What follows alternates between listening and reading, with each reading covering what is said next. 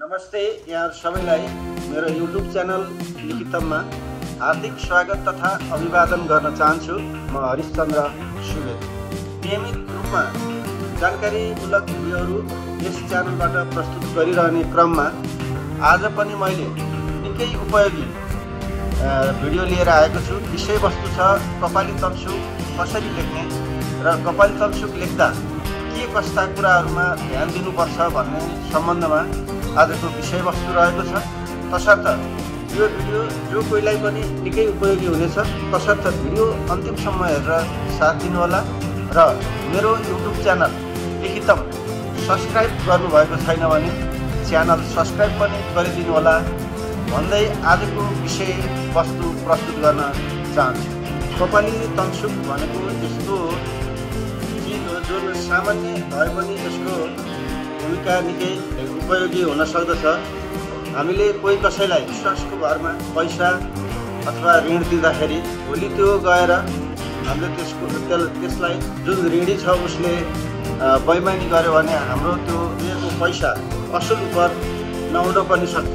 तसर्थ हामीले सानो एउटा रीतपूर्वकको कपाली तमसुक बनाएर दियौँ भने हामीले हाम्रो रकम पछि उसको चल अचल सम्पत्तिबाट कानुन बमोजिम असुल उपर गर्न सक्नेछौँ। कपाली तमसुक लेख्दा कुनै किसिमको धितो अथवा जमानत राख्नु आवश्यक छैन।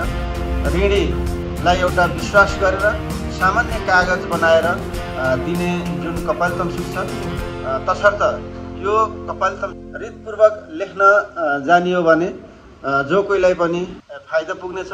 कानुनका विद्यार्थी, लेखापढी कानुन व्यवसायीहरू तथा अन्य सामान्य सर्वसाधारण जो कानुनको विषयमा जिज्ञासा राख्न चाहनुहुन्छ उहाँहरूको लागि पनि यो भिडियो निकै उपयोगी हुनेछ। तसर्थ भिडियो अन्तिमसम्म हेरेर साथ दिनुहोला र भिडियोबाट लाभ लिनुहुनेछ भन्ने विश्वास गर्दछु। धन्यवाद। कपाली तमसुक लेख्दा हामीले कपाली तमसुक लेख्दा वा अन्य कुनै पनि किसिमका कानुनी तमसुकहरू कागजपत्रहरू लेख्दाखेरि जहिले पनि नेपाली कागजको प्रयोग गर्नुपर्छ। सामान्य कागजपत्रमा लेखिएको जतिसुकै रीत पुर्याइएको भए पनि सही छाप गरेर बनाइएको भए तापनि त्यस्ता कागजपत्रहरूले कुनै किसिमको कानुनी मान्यता प्राप्त गर्न सक्दैन।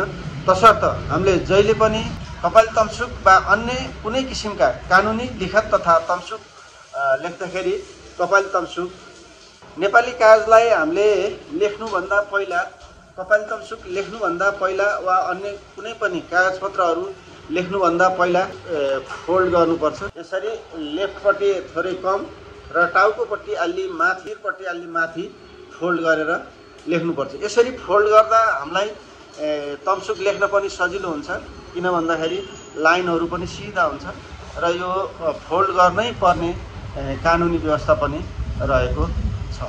तमसुकहरू लेख्दाखेरि जहिले पनि हामीले सुरुमा लिखितमबाट सुरु गर्नुपर्छ र लिखितमबाट सुरु गरेर हामीले हाम्रो कागज आरम्भ गर्नुपर्छ र तत्पश्चात हामीले सर्वप्रथम आजको विषयवस्तु कपाली तमसुक सम्बन्धी रहेको हुनाले सोही सम्बन्धी हामीले छलफल गर्नेछौँ। तसर्थ लिखितमबाट सुरु गरेको हाम्रो कपाली तमसुक सुरुमा हामीले के गर्नुपर्छ भन्दाखेरि साउको वतन स्पष्ट खुलाएर लेख्नुपर्छ। कुन प्रदेश, कुन जिल्ला, साबिकको ठेगाना, नागरिकता अनुसारको ठेगाना कुन छ र हाल कहाँ बसोबास गरेको छ, सम्पूर्ण कुरा खुलाएर वतन लेख्नु पर्दछ। वतन लेखिसकेपछि हामीले साउकै 3 पुस्ते बाजे, बाउ र साउको लेख्नु पर्दछ र महिला साउ हुनुहुन्छ भने 3 पुस्ते महिलाहरूको अब माइतीतर्फ अथवा विवाह नभएको वा माइतीतर्फको 3 पुस्ते लेख्दाखेरि बाजे, बाउ र साउ हुन्छ भने विवाहित हुनुहुन्छ भने उहाँहरूको ससुरा, श्रीमान र साउको यसरी 3 पुस्ते मिलाएर लेख्नुपर्छ।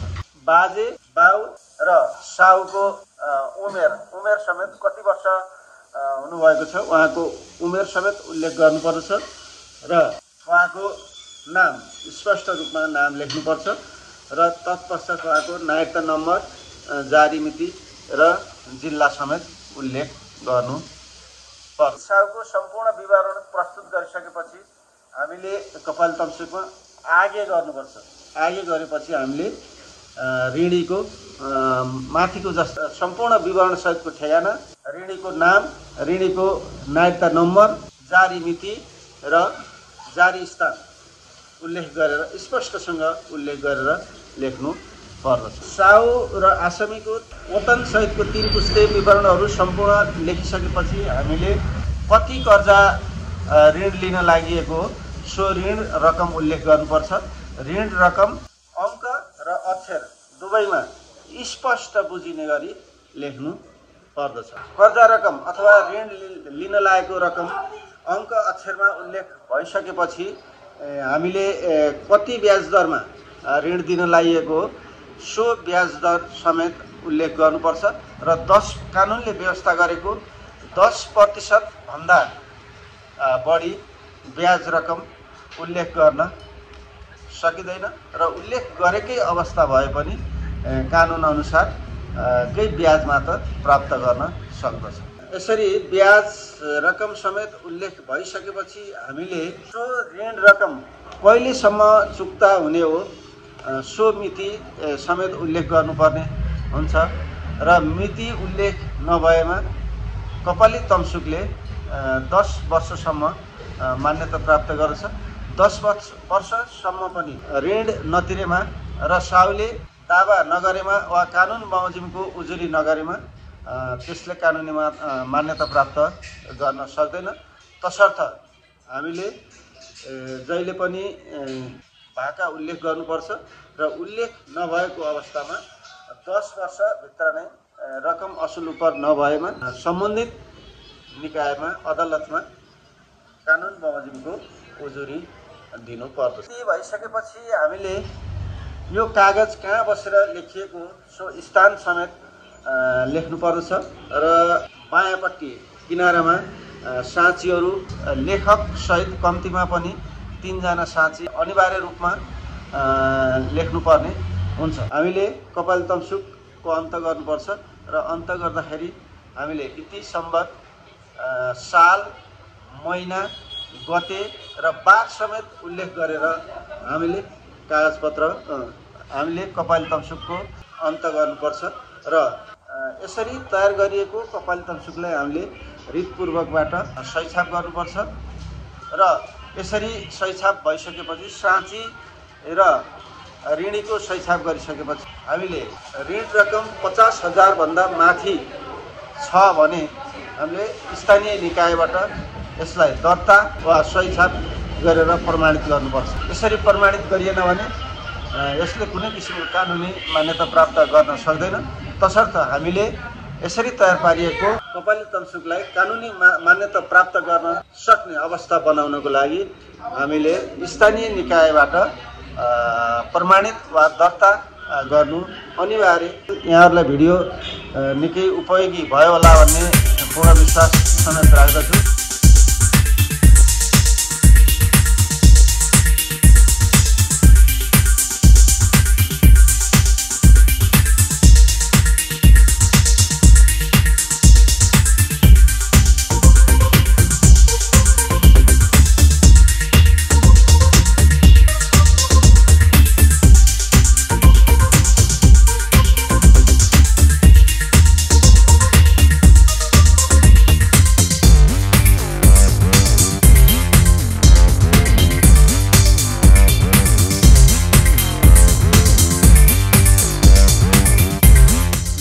अन्तिमसम्म हेरेर साथ दिनुभएकोमा यहाँहरू सबैलाई हार्दिक धन्यवाद दिन चाहन्छु। साथै अन्तमा यस्तै जानकारीमूलक भिडियो हेर्नको लागि मेरो युट्युब च्यानल लिखितम सब्सक्राइब गरिदिनु होला र मेरा आगामी भिडियोहरू